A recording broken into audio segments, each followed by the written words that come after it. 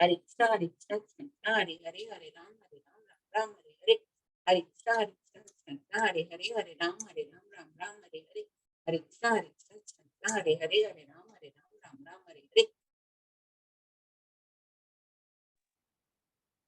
हरे कृष्णा। अंतर्राष्ट्रीय कृष्ण भावनामृत संघ अयोध्या द्वारा आयोजित इस प्रातःकालीन जप सत्र में भाग लेने के लिए आप सभी का हार्दिक धन्यवाद। अब चलते हैं श्रील प्रभुपाद के आज के विचार पर।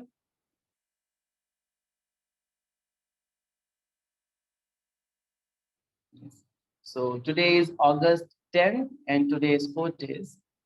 You extend the empire of Krishna consciousness. Krishna has given you the ability. Do it enthusiastically with the courage of an Englishman and the heart of a Bengali mother. Vrindavan, August 10, 1977. Hindi में अनुवाद है, तुम कृष्ण भावनामृत के इस साम्राज्य को फैलाओ। श्री कृष्ण ने तुम्हें क्षमता दी है। एक अंग्रेज सेनानी के साहस और एक बंगाली माँ के हृदय के साथ उसे उत्साह से करो। वृंदावन, 10 अगस्त 1977। भक्ति वेदांत स्वामी श्रील प्रभुपाद की जय। So today I will try to do this explanation seva. For this I need your blessings. Vancha kalpatarubhyascha kripa sindhubhyev cha patitanam pavanebhyo vaishnavebhyo namo namah. अनंत कोटि वैष्णव भक्त वृंद की जय। श्री प्रभुपाद की जय। हरे कृष्णा। यस, सो आज का जो विचार है श्रील प्रभुपाद का, वो श्रील प्रभुपाद वृंदावन में बोल रहे हैं। क्या सीन है? वृंदावन में श्रील प्रभुपाद मॉर्निंग वॉक कर रहे हैं, प्रातःकालीन वॉक के लिए गए हैं श्रील प्रभुपाद, और साथ में उनके साथ बहुत सारे उनके विदेशी भक्त हैं। कुछ इंग्लैंड के भक्त हैं, कुछ अमेरिका के भक्त हैं, कुछ जर्मनी, न्यूयॉर्क, ऐसे अलग अलग जगहों के भक्त श्रील प्रभुपाद के साथ मॉर्निंग वॉक कर रहे हैं। उसी मॉर्निंग वॉक में श्रील प्रभुपाद ये इंस्ट्रक्शंस दे रहे हैं उन पाश्चात्य देश के लोगों को, है ना। क्या दे रहे हैं कि आप इस कृष्ण भावनामृत के साम्राज्य, एम्पायर ऑफ कृष्णा कॉन्शियसनेस, इसको स्प्रेड करिए, फैलाइए बहुत तेजी से। किस प्रकार? प्रभुपाद 2 संज्ञाएं दे रहे हैं। पहला भाव संज्ञा क्या है? पहली भाव संज्ञा है एक अंग्रेजी सेनानी के भांति, एक इंग्लिश सेनानी के भांति, है ना, ब्रिटिशर्स में जैसे सेनानी होते थे, और एक बंगाली माँ के हृदय की तरह। तो क्या दोनों के तात्पर्य हैं? तात्पर्य श्रील प्रभुपाद अपने उसी मॉर्निंग वॉक में जो कॉन्वर्सेशन चल रहा है, जो वार्तालाप चल रहा है उनके डिसाइपल्स के साथ, उसी में वो शेयर करते हैं। वो बताते हैं एक बंगाली पोएट है, एक कवि था, तो वो कवि पाश्चात्य देश जाता है। एक बार पाश्चात्य देश जाता है और इंग्लैंड जाता है। पैसे बहुत होते हैं उसके पास, तो उसको बहुत सारा खर्चा करने का शौक होता है। तो एक बार क्या हुआ, उसके सारे पैसे खत्म हो गए और पाश्चात्य देश में वो आया है इंग्लैंड में, और उसके पास पैसे नहीं है, तो वो क्या करेगा? तो वो भीख मांगने लगा। तो उसको कौन मिले? ईश्वर चंद करके ऐसे कोई कवि हैं, दूसरे बहुत महान बंगाली पोएट है, वो उसको मिले। तो उन्होंने बहुत साहस करके, उसको कोई हेल्प नहीं कर रहा था, उन्होंने बहुत साहस करके उसको पैसा दिया। तो वहां पे उन्होंने उसका बंगाली कवि ने ये बात बोली कि आपका जो साहस है वो एक अंग्रेजी सेनानी के समान है, और आपका हृदय एक बंगाली माँ की तरह है। तो उसी बात को श्रील प्रभुपाद अपने शिष्यों को समझा रहे हैं कि किस प्रकार। बोल रहे हैं कि जैसे भारत में जब ब्रिटिशर्स आए थे, जब ये आंग्ल देश के लोग आए थे, तो इन्होंने बहुत तेजी से अपना साम्राज्य फैलाया। आप देखें 200 साल तक अंग्रेजों ने हमारे ऊपर राज किया, तो उसी साहस के साथ एक कृष्ण भावना भावित भक्त को कार्य करना चाहिए, उत्साह उतना होना चाहिए। ये श्रील प्रभुपाद अपने डिसाइपल्स को सिखा रहे और बोल रहे आपके लिए कोई बड़ी बात नहीं है, क्योंकि आप इंग्लिशमैन हैं और आपके तो खून में ही इस प्रकार का साहस भरा हुआ है। आप तो इस तरह की मेंटालिटी रख के ही जन्म लिए हैं, मतलब आपके आसपास ऐसा माहौल ही रहा है कि चीजों को कैप्टिवेट करना। जैसे ब्रिटिशर्स में हर जगह पे साम्राज्यवादी नीति है, एक्सपैंड करना खुद को। हर कोई ब्रिटिशर्स होना चाहिए, ब्रिटिशर्स का गुलाम होना, वैसे ही आप अपने आप को कृष्णा का रिप्रेजेंटेटिव माने और कृष्ण भावनामृत का प्रचार करें, साम्राज्य फैलाइए। जैसे एक अंग्रेजी सेनानी साहस के साथ ब्रिटिश साम्राज्य को फैलाने का प्रयास कर रहा था, बट उनका साम्राज्य कुछ समय बाद खत्म हो गया, क्षीण हो गया, ज्यादा समय तक वो राज नहीं कर पाए। लेकिन आपका साम्राज्य चिरकाल तक चलने वाला है। क्यों? क्योंकि आप जिस राजा का प्रचार कर रहे हैं वो समस्त लोगों का मालिक है और वो आपको शक्ति दे सकता है, क्योंकि वो सर्वशक्तिमान है। वहां पे जो रानी विक्टोरिया थी वो सर्वशक्तिमान नहीं थी, दैट्स व्हाई उनका राज्य कुछ समय तक चला, कुछ समय बाद क्षीण हो गया। वैसे ही जब आप कृष्ण भावनामृत में उतरे तो एक अंग्रेजी सेनानी का साहस लेके उतरे, बिना डरे बिना रुके, लगातार दिन रात अंग्रेजों को, आपको लगता है कि अब बहुत कम परिश्रम करना होगा, हुआ पड़ा होगा भारत जैसे राज्य को जीतने के लिए, भारत पे इतना कवरिंग करने के लिए। वैसे ही शिला प्रभुपाद करे, साहस ऐसा रखिए, साहस ऐसा रखिए कि संपूर्ण विश्व कृष्ण भावनामृत होना चाहिए। हर जगह आपको हरे कृष्णा डिवोटीज मिले, जैसे ब्रिटिशर्स चाहते थे कि हर जगह ब्रिटिश का झंडा लहरे, ब्रिटेन का झंडा लहरे, द ग्रेट ब्रिटेन।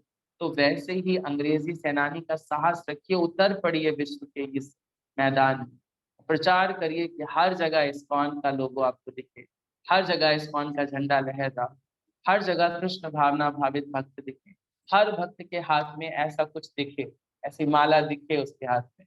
और क्या दिखे? उसके हाथ में, उसके गले में कंठी दिखे, उसके सर पे ये वैष्णव तिलक दिखे। ऐसा प्रचार करिए। दूसरी संज्ञा क्या दे रहे हैं? वो भावात्मक संज्ञा है एक बंगाली माँ। एक बंगाली माँ जितना प्रेम करती है ना, उतना शायद ही कोई करता हो। बंगाली माँ के हृदय में प्रेम बहुत होता है, इसलिए प्रभुपाद अपने उदाहरण से दे रहे हैं। जो बंगाली माएँ होती हैं, इसका मतलब ये नहीं बाकी माँओं को यहाँ पे तिरस्कृत किया जा रहा है, ऐसा नहीं। एक बंगाली माँ का उदाहरण दिया जा रहा है, कुछ ज्यादा ही प्यार करती है अपने बच्चे से और भेदभाव नहीं करती। तो वही शिला प्रभुपाद कह रहे, साहस तो दिखाना है बट प्रेम के साथ। आपने साहस में उग्र नहीं बन जाना है। मतलब शिला प्रभुपाद बंगाली माँ का रेफरेंस यहाँ इसलिए दे रहे हैं कि आपने कोई फोर्सिबली वर्क नहीं करना है, आपने प्रेम से वर्क करना है। जैसे बहुत सारे सो कॉल्ड रिलीजन्स हैं जो धर्मांतरण करते हैं, फोर्स करके, जबरदस्ती जबरन धर्म परिवर्तन कराते हैं। तो शिला प्रभुपाद ऐसा कोई भी कंसेप्ट प्रचारित नहीं करना चाहते। वो क्या बोल रहे थे? साहस अंग्रेजी अंग्रेजी सेनानी का होना चाहिए, लेकिन माँ हृदय, जो हृदय है आपका वो एक माँ का होना चाहिए, बंगाली माँ का, बहुत प्रेम भरा हो जिसके हृदय में, जो सबको समान दृष्टि से देख रही हो, है ना। आप पाश्चात्य देश से आए हैं, आप अगर अफ्रीका जाएं तो उनका काला रंग देख के उनसे भेदभाव ना करें, उनको तिरस्कृत ना करें। रेसिज्म को श्रील प्रभुपाद यहाँ पे कंडेम कर रहे हैं कि बिल्कुल भी ऐसा नहीं होना चाहिए। और ऐसा इस्कॉन में आई पर्सनली प्रैक्टिस की ये फील कि ये प्रैक्टिस किया जाता है।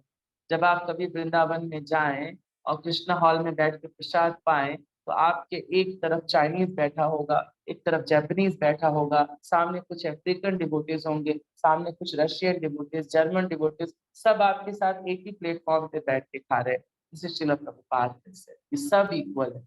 कीर्तन में सब एक साथ नाच रहे हैं, सब, हम लोग एक दूसरे की भाषाएं नहीं समझ रहे, बट इतना समझते हैं कि हरे कृष्णा कहने का रिप्लाई हरे कृष्णा देना है, हरि बोल कहने पर रास्ता छोड़ना है, शिला प्रभुपाद की जय कहने पर जय को रिप्लाई करना है ना। राधा श्याम सुंदर की जय बोलेंगे तो वो भी राधा श्याम सुंदर की जय बोलेंगे। ये समानता है।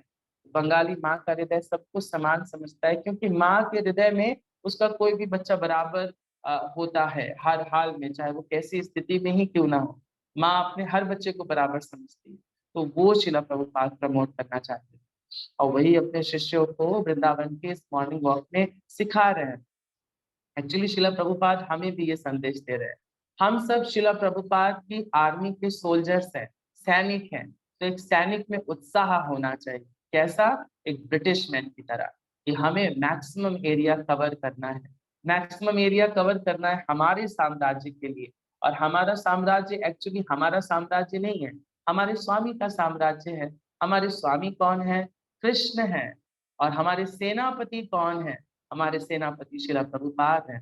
तो हम सब उसी सेना के सैनिक हैं और हम सब अपनी अपनी जगहों पर प्रचार कर रहे हैं अपने सेनापति के निर्देशन में। क्यों? क्योंकि हमें अपने स्वामी का स्वामित्व फैलाना है। क्या ये इसमें हमारे बेनिफिट के लिए है? क्या इसमें स्वामी के बेनिफिट के लिए है? एक्चुअली इसमें उन बद्ध जीवों का उद्धार है जो हमारे राज्य के अंदर आएंगे। क्योंकि आप देखें, इस कृष्ण भावनामृत राज्य से बाहर जितने भी लोग हैं वो सब इंद्रिय भोग कर रहे हैं और माया के घनिष्ठ चंगुल में फंसे हुए हैं। तो जो कृष्ण भावनामृत का साम्राज्य है, ये उनको इस देहात्म बुद्धि के कंसेप्ट से मुक्त करेगा और उन्हें बताएगा कि उनकी असली और वास्तविक स्थिति क्या है और वो भगवान से किस प्रकार चिर आनंद का अनुभव कर सकते हैं। अदरवाइज ये पॉसिबल नहीं है। तो ये जन कल्याण है एक्चुअली, जो श्रील प्रभुपाद अपने शिष्यों को दे रहे हैं और इस जन कल्याण में बिल्कुल भी ढिलाई नहीं होनी चाहिए, है ना। जैसे हम रूप गोस्वामी के उपदेशामृत में पढ़ते हैं क्या, उत्साहात धैर्यात तत्त कर्म प्रवर्तनात्, है ना। उत्साह होना चाहिए बहुत। कृष्ण भावना भाव जो व्यक्ति होता है हमेशा उत्साहित रहता है, उसका उत्साह कभी भी कम नहीं होता है। तो वही श्रील प्रभुपाद बोल रहे हैं, एक अंग्रेजी सैनिक का उत्साह और हृदय में जो सौम्यता है, जो दयालुता है, जो प्रेम है, वो एक माँ के समान होना चाहिए, ताकि हर कोई इस कृष्ण भावनामृत को प्रेम से एक्सेप्ट करे, फोर्सिबली नहीं। हम किसी भी देश में जा रहे हैं, इस्कॉन का सेंटर खोल रहे हैं, तो वहां पर किसी के साथ कोई जबरदस्ती नहीं करी जा रही, किसी को जबरदस्ती नहीं दिया जा रहा है माला। लोग हमारे आचरण से, हमारे प्रभाव से और हमारे कृष्णा कॉन्शियस के कंसेप्ट से, श्रीमद् भगवत गीता से, श्रील प्रभुपाद से, भगवान से, हमारे प्रसाद से आकृष्ट होकर हमारे पास स्वयं आते हैं और बोलते हैं आपके जैसा बनना है, आपके जैसा माला करना है, आपके जैसा तिलक लगाना है, आपकी तरह धोती पहनना है। फोर्सिबली नहीं, ये एक प्रेम स्वरूप किया जाने वाला कार्य है, एक माँ की तरह।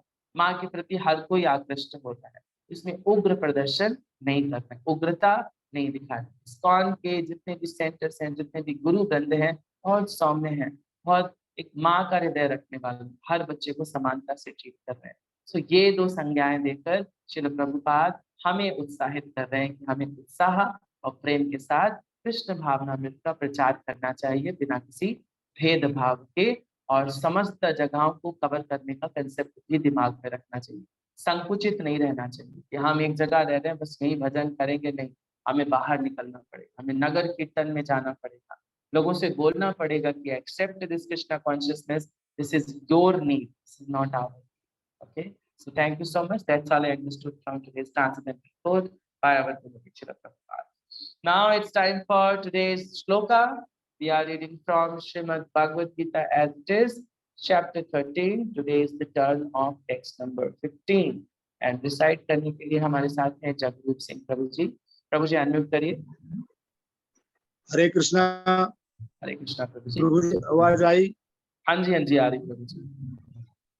मैं स्क्रीन शेयर कर रहा हूँ। हाँ जी पढ़िए प्रभु जी। हरे कृष्णा। सर्वेन्द्रियं गुणाभासं सर्वेन्द्रियविवर्जितम् अशक्तं सर्वभर्त्वे निर्गुणं गुणभोक्तृ च। सर्वेन्द्रियं गुणाभासं सर्वेन्द्रियं विवर्जितम् अशक्तं सर्वभर्त्वे निर्गुणं गुणभोक्तृ च। सर्वेन्द्रिये गुणाभासं सर्वेन्द्रिये विवर्जितम् अशक्तं सर्वभर्त्वे निर्गुण गुणभोक्तृ च। परमात्मा समस्त इंद्रियों के मूल स्रोत हैं, फिर भी वे इंद्रियों से रहित हैं। वे समस्त जीवों के पालनकर्ता होकर भी अनासक्त हैं। वे प्राकृतिक के गुणों से परे हैं, फिर भी वे भौतिक प्रकृति के समस्त गुणों के स्वामी हैं। हरे कृष्णा।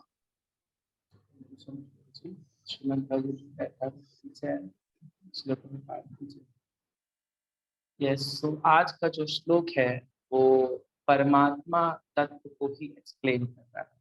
जैसे हमने अब तक क्या क्या पढ़ा, कर्म क्षेत्र के बारे में पढ़ा, क्षेत्रज्ञ के बारे में पढ़ा, जो हम अपनी स्थिति जान पाए। अब हम सर्व क्षेत्रज्ञ की बात कर रहे हैं।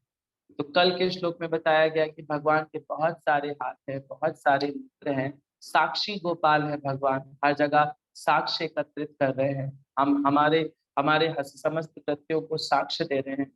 आज के श्लोक में 3 बातें कही जा रही हैं और 3 बातें आपको विरोधास्पद लग सकती हैं, है ना। विरोधास्पद कैसे? क्योंकि एक बात में बोला जा रहा है भगवान ये हैं और दूसरी बात में बोला जा रहा है भगवान इनसे परे हैं। पहला क्या बोल रहे हैं, सर्वेंद्रिया गुणाभासम। सर्वेंद्रिय गुणाभासम का मतलब भगवान जो परमात्मा स्वरूप है वो सभी इंद्रियों के मूल आधार है, मूल रूप है, मूल स्रोत है। फिर क्या बोल रहे हैं, सर्वेंद्रिया विवर्जितम। सर्वेंद्रिया विवर्जितम यानी वो सभी इंद्रियों के, अब अपनी इंद्रियों के अधीन भी नहीं है ना। दोनों बातें आपको बड़ी विवादास्पद लग सकती कि सभी इंद्रियों के स्रोत हैं लेकिन फिर भी वे इंद्रियों से रहित हैं, वो इंद्रियों के अधीन नहीं। जैसे हमें देखने के लिए सिर्फ नेत्र की जरूरत है, हम और कहीं से देख सकते हैं क्या? नहीं, भगवान परमात्मा इसके अधीन नहीं, गुणातीत है भगवान, गुणों से ऊपर है ना, अपनी इंद्रिय भोगों से ऊपर है भगवान। ये पहली बात है। दूसरी बात क्या बोली जा रही है, आसक्तम सर्वभुंजैव। आसक्त सर्वभुंजैव मतलब भगवान सर्वभुंजैव मतलब जितने भी भौतिक जगत के जीवधारी हैं या जीव हैं उनके पालन करता है भगवान। पालन करता होकर भी भगवान अनासक्त है, अटैच्ड नहीं। हम अगर किसी चीज का पालन करते हैं तो हम उसके प्रति आसक्त हो जाते हैं। ऐसे बोलते ये चीज मेरी है। आपने जो घर बनाया, भगवान ने तो इतना कुछ बनाया लेकिन भगवान इससे अनासक्त है, हम आसक्त हैं। आपने अगर एक कोठी खड़ी करी तो उस कोठी के प्रति आपकी आसक्ति है। जब आपके प्राण छूटेंगे तो आप सोचेंगे कि उस कोठी का किसको दे, आप सोचेंगे नहीं देंगे, हम इसको लेके जाएंगे, पर ऊपर ऊपर वाले के पास जाना है, ना हाथी है ना घोड़ा है, कुछ नहीं लेके जाना है, सब यही छोड़ के जाना है। हमारी आसक्ति रहती है। हमने एक बच्चे को जिसको जन्म देख के पाला होता है, अंतकाल हमें उसका स्मरण आ रहा होता है, हम अपनी आसक्ति को नहीं, लेकिन भगवान सब कुछ बनाकर भी अनासक्त है। दिस इज वैराग्य, भगवान का वैराग्य है, एक्सट्रीम लेवल का वैराग्य। ये हो गई दूसरी बात। तीसरी बात, निर्गुणम गुण भोक्तन भोक्त्रम च। निर्गुणम, निर्गुण का मतलब भगवान ने भौतिक जगत के इन तीन गुणों को बनाया जरूर है पर भगवान इन गुणों के अधीन नहीं है ना। ये तीन बातें, जैसे भगवान ने गुण कौन कौन से बनाए, आप देखे ना, तो कौन कौन से गुण है, रजोगुण, तमोगुण, सतोगुण। भगवान इन तीनों गुणों से ऊपर है, हम इन गुणों में फंसे हुए हैं। हम कभी रजोगुण में आते हैं, कभी सतोगुण में आते हैं। इवन हाईएस्ट प्लैनेटरी सिस्टम में रहने वाले जीव भी इन गुणों के अधीन ही हैं। ब्रह्मा जी रजोगुण में रहते हैं, शिव जी तमोगुण में रहते हैं, विष्णु जी सतोगुण में। सब जो भगवान ने अपने एक्सटेंशन करे हैं ये सब किसी ना किसी गुण के अधिष्ठाता देवता है। बट भगवान जो परमात्मा स्वरूप है वो निर्गुण है। कई सारे निर्विशेषवादी या निर्गुणवादी जो फिलोसफर्स होते हैं, जो दार्शनिक होते हैं, वो निर्गुण का मतलब मान लेते हैं भगवान में कोई गुण नहीं। निर का मतलब है ना होना, गुण का मतलब है इन तीन गुणों के अधीन ना होना। इसका मतलब भगवान के अपने स्वयं के पर्सनल गुण हैं और वो गुण है कैसे, दिव्य। वो दिव्य है, वो दिव्य है मतलब वो ट्रांसेंडेंटल है। तो प्रभुपाद के पॉपर्ट में चलें तो तात्पर्य में शिला प्रभुपाद लिख रहे हैं, यद्यपि परमेश्वर समस्त जीवों के समस्त इंद्रियों के स्रोत हैं, फिर भी वे फिर भी जीवों के तरह वे भौतिक इंद्रियां नहीं है। वास्तव में भगवान की इंद्रियां भौतिक नहीं। भौतिक मतलब लिमिटेड है ना, भगवान लिमिटेड नहीं, हम अनलिमिटेड हैं। क्यों? क्योंकि हम इस बद्ध शरीर में फंस गए। हम इस बद्ध शरीर में, एक्चुअली हमारी इंद्रियां भी अनलिमिटेड है। हमारा नित्य स्वरूप क्या है, व्हाट इज दैट, सत्य चित्त आनंद। हमारा नित्य स्वरूप ये है, लेकिन हम इस नित्य स्वरूप को नहीं जान पा रहे हैं, तो इस भौतिक शरीर में फंसे हुए हैं और कर्म कर रहे हैं, इंद्रिय भोगों के कर्म कर रहे हैं। तो भगवान के केस में ऐसा नहीं है। भगवान के जो इंद्रिय विषय है वो ऐसे नहीं है। भगवान की इंद्रियां दिव्य है ना। हम अपनी आंख से सिर्फ देखने का कार्य कर सकते हैं, हम अपनी कान से सिर्फ सुनने का कार्य कर सकते हैं। अब कान से कोई दूसरा काम नहीं कर सकते। हमारे इंद्रिय लिमिटेड है और हम जो ज्ञान प्राप्त करते हैं वो कंसेप्शन बेस पे करते हैं। मतलब चीजों को रियलाइज करके अनुभव करके करते, पर भगवान सर्वोत्तम ज्ञानी है, उनको सब कुछ पहले से ही ज्ञात है ना। ब्रह्मा जी बोलते हैं अंगानि यस्य सकलेन्द्रियवृत्तिमन्ते पश्यन्ति पान्ति कलयन्ति चिरं जगन्ति आनंद चिन्मय सदुज्ज्वल विग्रहस्य गोविंदमादि पुरुषम तम अहम भजामि।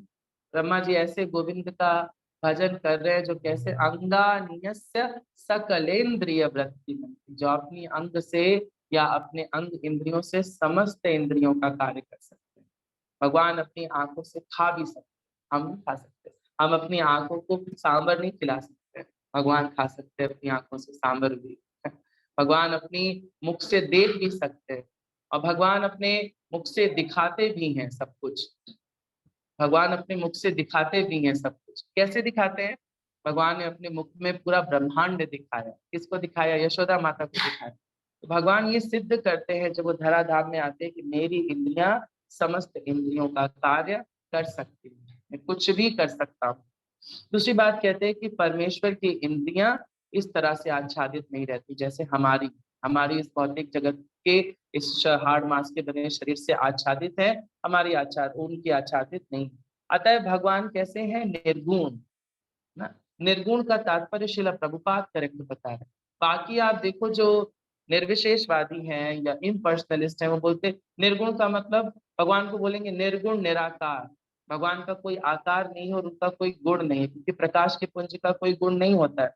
लेकिन यहाँ पे क्या बोल रहे हैं? भगवान निर्गुण। गुण का मतलब है प्रकृति के 3 गुण, भौतिक गुण। कौन कौन से? रजोगुण, तमोगुण, सतोगुण। भगवान इन सब गुणों से ऊपर है, ये सब गुण उनमें नहीं है। हालांकि वो स्रोत हैं इन गुणों का, स्रोत होते हुए भी वो इन गुणों के अधीन कार्य नहीं करते, है ना। हमें ये समझ लेना चाहिए कि उनकी इंद्रियां हमारी इंद्रियों जैसी नहीं है। ये डिफरेंस बताया जा रहा है कि एक क्षेत्रज्ञ और सर्व क्षेत्रज्ञ में क्या अंतर है। उसमें शिला प्रभुपाद श्वेताश्वर उपनिषद का एक उदाहरण देते हैं। श्वेताश्वर उपनिषद का बोलते अपाणी पादो जवनो ग्रहीता, मतलब भगवान के हाथ भौतिक कल्मशों से ग्रस्त नहीं है। भगवान कुछ भी कर सकते हैं अपने हाथों से। ऐसे बद्ध जीव देखिए एक लिमिटेड कार्य, हमारी पहुंच एक दूर तक है, बट भगवान गोलोक धाम में बैठे हुए हमारा प्रसाद ग्रहण करते हैं, है ना। भगवान गोलोक धाम से बैठे बैठे हमारे समस्त कार्य निपटा देते हैं। जस्ट इशारा कर रहे हैं हाथ से, हाथ से ऐसे करते हैं सब हो जाता है। इंद्र से बोल देते हैं हटो यहाँ से, नहीं बारिश करनी यहाँ पे। This is Krishna's position.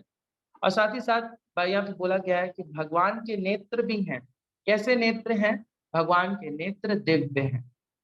भगवान अगर भगवान के नेत्र ना होते, यहाँ पे श्री प्रभुपाद भगवान के निराकार रूप को कंडेम कर रहे हैं, उस पर सवाल उठा रहे हैं कि कैसे लोग भगवान को निराकार कह देते हैं। जैसे बोलते भगवान का कोई आकार नहीं, मूर्ति पूजा नहीं होनी चाहिए। अरे शास्त्रों में जो भगवान का आकार दे रखा है वो सब है, बस आप उसको भौतिक स्तर पर देख रहे हैं और एक भक्त उनको आध्यात्मिक स्तर पर देख रहे हैं।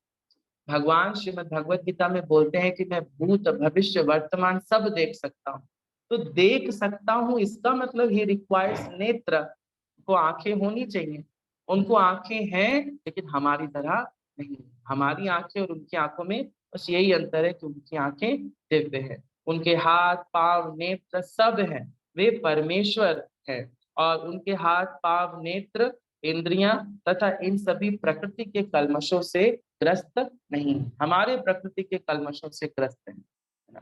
दूसरी बात यहाँ पे बता रहे हैं कि भगवान जब प्रकट होते हैं तो अपनी अंतरंगा शक्ति के यथा रूप प्रकाशित होते हैं। मतलब भगवान जब इस भौतिक जगत में आते हैं तो जिस रूप में वो गोलोक धाम में है वो उसी रूप में नीचे उतरते हैं अंतरंगा शक्ति में। लेकिन जो बहिरंगा शक्ति है वो उन पे आवरण नहीं डालती, उनको उनको प्रभावित नहीं करती। क्यों? क्योंकि आज जो बहिरंगा शक्ति है वो भी उनकी दासी है, वो तो उनके स्वामी है, तो अपने स्वामी के साथ वो ऐसा नहीं कर सकती। तो भगवान इस प्रकार विशिष्ट है ना। यहाँ पर विशिष्ट और साधारण तत्व को समझाया जा रहा है कि भगवान किस प्रकार विशिष्ट है।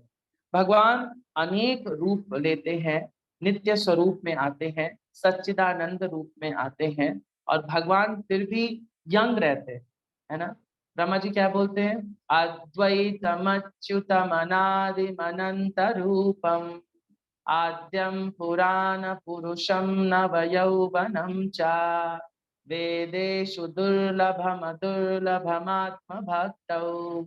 ये जो बात है ना कि भगवान के रूप नित्य है, भगवान सच्चिदानंद है, अनंत रूप में है, और भगवान आदि पुरुष होने के बाद भी कैसे नव यौवनम चा, ये बात कोई और नहीं समझ सकता, ये वेदों द्वारा नहीं समझी जा सकती है। ये क्या बोल रहे हैं ब्रह्मा जी? वेदेषु दुर्लभम दुर्लभम आत्म भक्त। आत्म मतलब मेरे भक्त, मेरे भक्त सिर्फ इस बात को समझ सकते हैं कि मैं आदि पुरुष है, अद्वैत हूँ, अच्युत हूँ, अनादि अनंत रूप हूँ कैसा? नव यौवनम चा, मैं नव यौवन फॉर्म में रहता हूँ। भगवान का एज 16 साल का ही रहता है, 16 साल कुछ महीने कुछ दिन कुछ सेकंड, बस इस पे रुका रहता है, इससे ज्यादा घटता बढ़ता नहीं। हम वृद्ध होते, तो ये अंतर। भगवान का स्वरूप है कैसा? सच्चिदानंद। ईश्वरा परम कृष्णा सच्चिदानंद विग्रह अनादिरादिर गोविंद सर्व कारण कारणम। भगवान सभी कारणों के कारण है। भगवान सब जगह निवास करते हैं, सभी के हृदय में निवास करते हैं, लेकिन उनका एक नित्य शरीर भी है ना, जो कैसा है? सच्चित आनंद विग्रह। श्रीमद् भागवतम में देखें तो एक श्लोक आता है जो बहुत महत्वपूर्ण श्लोक है। उस श्लोक में बताया गया है कि भगवान किस प्रकार, वो इस आज के श्लोक से रेफर करता है। ये श्रीमद् भागवतम के 10वें स्कंद के 90 नंबर चैप्टर का 48वां नंबर श्लोक है। इस श्लोक में बताते हैं, बताया जा रहा है, बोलते हैं, जयति जननी वासो देवकी जन्मवादो यदुवर पर सत्स्वैर् दोर्भिरस्यान धर्मम् स्थिरचरा वृजिनाग्ना सुष्मिता श्रीमुखेन व्रजपुरवनितानां वर्धयन् कामदेवम्। जयति जन निवासो, हे जन निवास यानी सबके हृदय में वास करने वाले आपकी जय हो। जयति जन निवासो देवकी जन्म वादो, आपका जन्म देवकी के गर्भ से हुआ, इस पे विवाद है। क्या विवाद है वो आपको आगे की क्लास में बताया जाएगा। देवकी जन्म वादो यदुवर पर सत्स्वैर, आप यादवों में श्रेष्ठ हैं। यदुवर पर सत्स्वैर दोर्भिरस्यान धर्मम। दोर्भिर का मतलब होता है हाथ, देखिए भगवान के हाथ हैं। दोर्भिर अस्यान अधर्मम, आप अधर्म को अपने हाथों से स्वयं विनष्ट करते हैं। परित्राणाय साधूनां विनाशाय च दुष्कृताम् धर्म संस्थापनार्थाय संभवामि युगे युगे। तो भगवान दोर्भिर अस्यान धर्मम करते हैं, तो ये भगवान की एक इंद्रिय है। कैसे भगवान को हम निराकार मानते हैं? स्थिर चरा वृजिनाग्ना, स्थिर चरा वृजिनाग्ना, स्थिर का मतलब स्टेबल, चर मीन्स मूवेबल। इन दोनों चीजों का वृजिनाग्ना मतलब इनको आप क्या बोलते हैं? कल्याण करते हैं। स्थिर का एग्जाम्पल कौन? स्थिर का एग्जाम्पल है अहिल्या। अहिल्या पत्थर थी और कैसी थी? स्थिर दृढ़। ये भगवान का एक अंग है, पैर है उनके, उन्होंने पैर से टच किया। हाँ, हमारे पैर से टच करने से कोई पत्थर स्त्री नहीं बनेगी, लेकिन भगवान रामचंद्र के पैरों को टच करने से एक पत्थर स्त्री बन गई। आपको केवट वाला उदाहरण याद होगा। केवट की नाव पर जब रामचंद्र जी बैठने आए तो केवट विनती करता है, बोलता नहीं, हाँ नहीं, आपके चरण बहुत दिव्य है। कैसे भगवान निराकार हो सकते हैं? बोलते आपके चरण बहुत दिव्य है, आपके चरण से तो पत्थर स्त्री बन जाता है। मेरी नौका अगर स्त्री बन गई तो भाई एक स्त्री संभालना मुश्किल है, मैं दूसरी स्त्री कैसे संभालूंगा? वो चालाक है, वो भगवान के चरण धो के पीता है, अपने बच्चों को पिलाता, अपने पूरे परिवार को पिलाता, वैकुंठ जाता है। सो जानते हैं लोग कि भक्त। और आगे क्या बोला गया? स्थिर चरा वृजना सुस्मिता श्री मुखेना। सु मतलब होता है बहुत सुंदर, स्मिता का मतलब होता है स्माइल, श्री मुखेना देखिए भगवान का यहाँ भी साकार रूप है। भाई स्माइल तो किसी चेहरे पर ही आएगी ना, बट भगवान की स्माइल कैसी है? सुष्मिता श्री मुखेना। युद्ध स्थल में भी जब भगवान लड़ रहे होते हैं ना, तब भी उनके चेहरे पर स्माइल होती है। वैसे लोगों के चेहरे में क्या होती है? एंजाइटी होती है, स्ट्रेस होता है, जीतेंगे यार नहीं जीतेंगे, अर्जुन पावरफुल हो रहा है, दुर्योधन पावरफुल हो रहा है। भगवान के चेहरे पर कोई tension, is smiling. Sushmita Shri मुखेन व्रजपुरा वनितानां वर्धयन् कामदेवम्। ब्रजपुरा वनितानां, जो ब्रजपुर की गोपियां है ना, उनको आप सांत्वना देते हैं, के साथ रास करते हैं, उनको सेटिस्फाई करते हैं।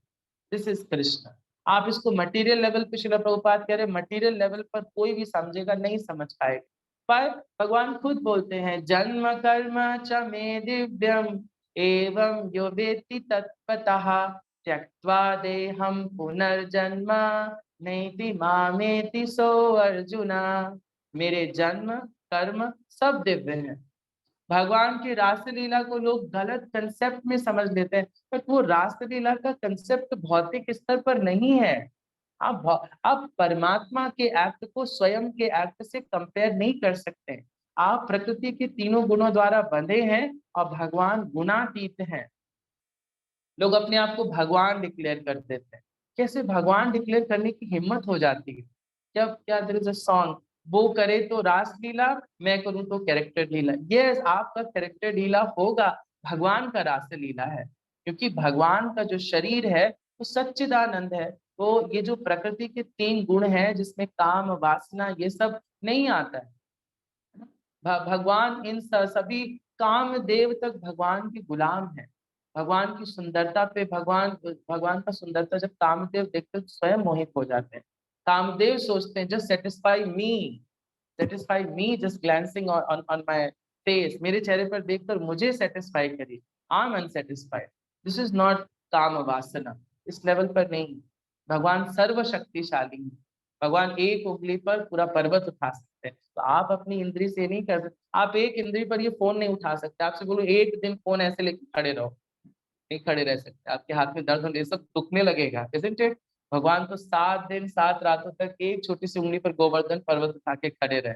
भगवान अपनी दिव्य लीलाएं खुद आके बताते हैं कि मैं ऐसा कर सकता हूँ। अब भगवान बहुत क्या बोलते हैं, प्रसिद्ध हैं, सर्व प्रसिद्ध हैं। आप सोचिए कोई चोर प्रसिद्ध हो सकता है क्या? नहीं, चोर कैसे प्रसिद्ध हो सकता है? बट भगवान चोर रूप में भी प्रसिद्ध हैं। चित्त चोर, माखन चोर, कपड़े चोर, है ना, भगवान चोर है ना। रण छोड़, भगवान रण छोड़ के भाग जाते हैं रण छोड़ राय के नाम पे भी भगवान के, दिस इज भगवान, है ना। बिल्व मंगल ठाकुर कहते हैं ब्रजे प्रसिद्धम नवनीत चौरम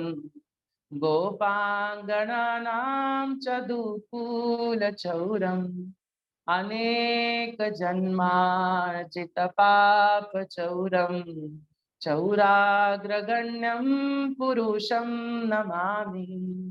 ब्रजे प्रसिद्धम, आप ब्रज में प्रसिद्ध है। ब्रज का मतलब ये पूर्ण जगत। भगवान वैकुंठ में भी प्रसिद्ध है। सिर्फ क्या करने के लिए?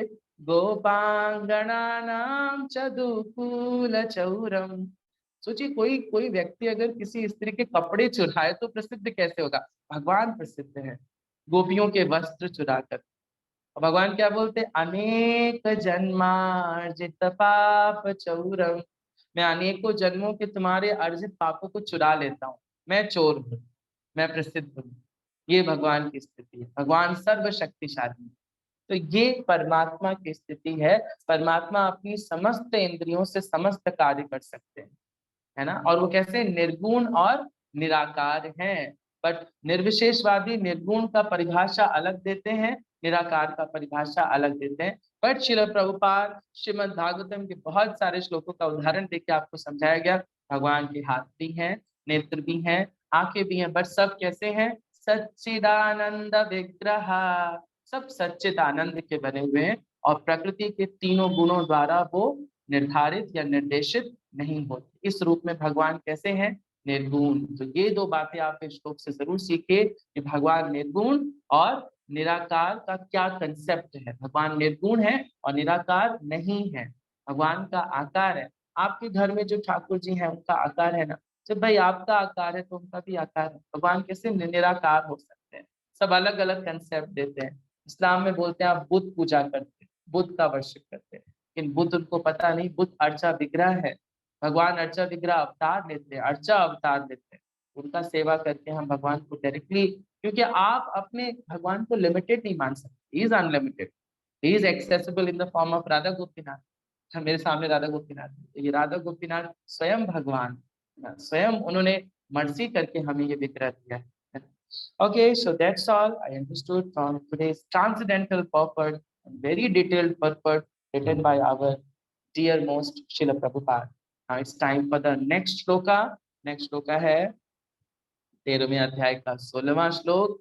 तो फास्टेस्ट फिंगर फर्स्ट, जो हैंड रेस करेगा उसका नेक्स्ट श्लोका रहेगा 13वें अध्याय का 16। यस, तो कल का फास्टेस्ट फिंगर फर्स्ट ही थे कामेश्वरी वर्मा माता जी। ओके, कामेश्वरी माता जी कल का श्लोका रेसिटेशन आप हरे करेंगे। कृष्ण प्रभु जी, पंचांग प्रणाम। चलो जी माता प्रभु, जी, जी प्रभु। तो कल का श्लोका रेसिटेशन करेंगे कामेश्वरी वर्मा माता जी, चैप्टर 13 टेक्स्ट नंबर 16। नेक्स्ट हम बात कर लेते हैं कल के जप की। सो कल का जपा लीड करेंगे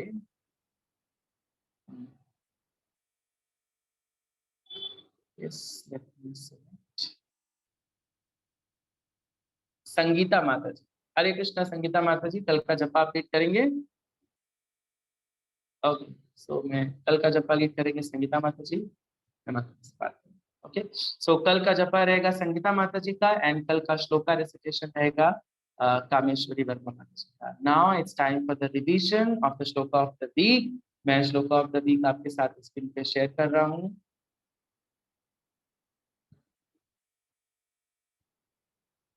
Yes. So we are reading from Srimad Bhagavad Gita as it is, chapter number 8, text number 6. Yam yam vapi smaran bhavam त्यजन्त्यन्ते कलेवरम tam tam evaiti kaunteya sada tadbhava bhavitaha। Yam yam vapi smaran bhavam त्यजन्त्यन्ते कलेवरम tam tam evaiti kaunteya sada tadbhava bhavitaha।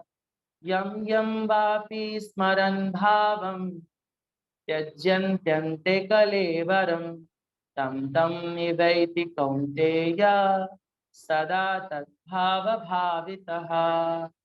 Shrimad Bhagavad Gita यथारूप की जय, श्रील प्रभुपाद की जय। So thank you so much. That's all we have in today's morning japa session with two information. Again, repeated information. The first information is regarding Mayapur camp. Mayapur camp registrations are open. So please do register. अगर आपने अभी तक registrations नहीं कराए हैं, why? Because seats are getting filled, and if once the seats will fill, will lock the ID. हम वो Google form deactivate कर देंगे। So please अभी मौका है आपके पास, टिकट्स करा लीजिए मायापुर कैंप के लिए। और भक्त प्लादा स्कूल के बच्चों के लिए भी इंफॉर्मेशन है। जो हमारे बच्चे भक्त प्लादा स्कूल में पढ़ते हैं, जो 12 साल से नीचे हैं, उनका हम कोई भी चार्ज नहीं ले रहे हैं, they are free of cost. और जो 12 साल से ऊपर के बच्चे हैं, उनका हम 3500 रुपीज ले रहे हैं as a just conveyance and the transportation charges और प्रसाद चार्जेस। बाकी उनका पूरा यात्रा इतना नहीं, वैसे 6000 पढ़ना था बट अभी बहुत कम है उनका, सिर्फ बीपीएस के स्टूडेंट्स का। पेरेंट्स का लाना कंपलसरी है और कन्वेंस फैसिलिटी भी आपको ही अरेंज करनी पड़ेगी। ओके, बच्चों के साथ अगर आप आ रहे हैं। नेक्स्ट है इंफॉर्मेशन जन्माष्टमी फेस्टिवल की। You all are participating in this Janmashtami festival by donating and by physically appearance. आप वहाँ पे पर्सनली प्रेजेंट रहेंगे। हमारे 2 सेंटर्स हैं, एक तो अयोध्या में है हमारा सेंटर, हनुमानगढ़ी मंदिर के पास में हमारा रामनगर में सेंटर है, वहाँ पर भी आप फिजिकल सेवा दे सकते हैं। तो please do contact with Sarva Prabhu Shyam Prabhu ji and his guest Shadbhuj Gaur Prabhu ji, and if you want to come to our Jankipuram center Lucknow में जो हमारा इस्कॉन अयोध्या का सेंटर है, तो वहाँ पे आप भी फिजिकल सेवा दे सकते हैं। बहुत सारे सर्विसेज हैं, please do participate and contact with Sushil Prabhu ji and his grace Parameshwari Prabhu ji से, उनसे आप कॉन्टैक्ट कर सकते हैं। दान भी दे सकते हैं क्योंकि हमें दान की आवश्यकता है। इस फेस्टिवल को कराने के लिए हमें हमारे पास बहुत सारे फंक्शन रहते हैं, क्योंकि ये once in a year function है, हम जिसको बहुत बड़े लेवल पे सेलिब्रेट करते हैं।